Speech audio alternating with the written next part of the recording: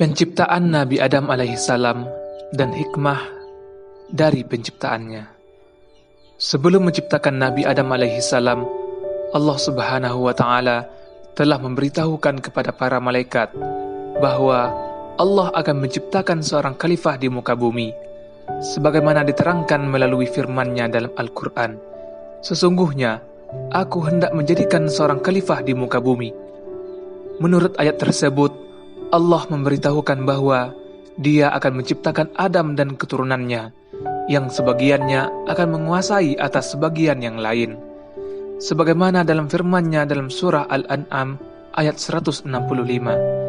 Dan Dialah yang menjadikan kamu sebagai penguasa-penguasa di bumi.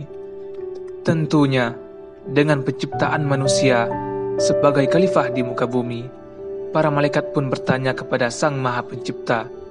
Maksudnya, malaikat bertanya berdasarkan hikmah yang dihasilkan dari pengamatan dan pengetahuan, bukan pertanyaan karena penolakan ataupun kedengkian terhadap Adam dan keturunannya. Dan para malaikat bertanya, mengapa engkau hendak menjadikan khalifah di bumi itu orang yang akan membuat kerusakan padanya dan menumpahkan darah? Diceritakan bahwa para malaikat telah mengetahui kalau sebelumnya telah terjadi hal yang seperti mereka katakan.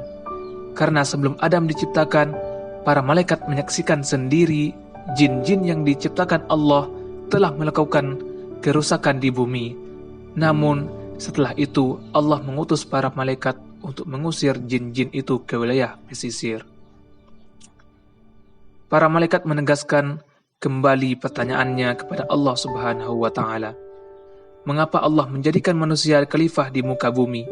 Padahal sesungguhnya tidaklah bumi itu diciptakan kecuali di dalamnya terdapat makhluk yang saling bermusuhan. Padahal kami senantiasa bertasbih dengan memujimu dan menyucikanmu. Al-Baqarah ayat 30, ucap malaikat. Maksudnya ialah karena para malaikat selalu menyembah Allah dan tidak ada satupun di antara mereka berbuat maksiat kepada Allah. Jika tujuan penciptaan Adam dan keturunannya adalah untuk menyembah Allah, di sini ada para malaikat yang tidak pernah berhenti menyembah Allah siang dan malam. Namun, Dia Allah berfirman, sesungguhnya aku mengetahui apa yang tidak kalian ketahui.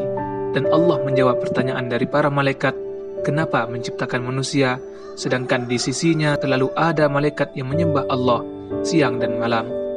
Lalu Allah menyatakan, sesungguhnya Allah Maha Tahu apa yang tidak kalian ketahui, karena memang Allah lah yang mengetahui kemaslahatan yang lebih utama dari penciptaan Adam.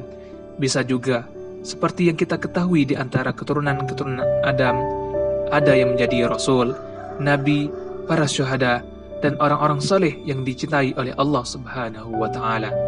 Allahu a'lam bissawab.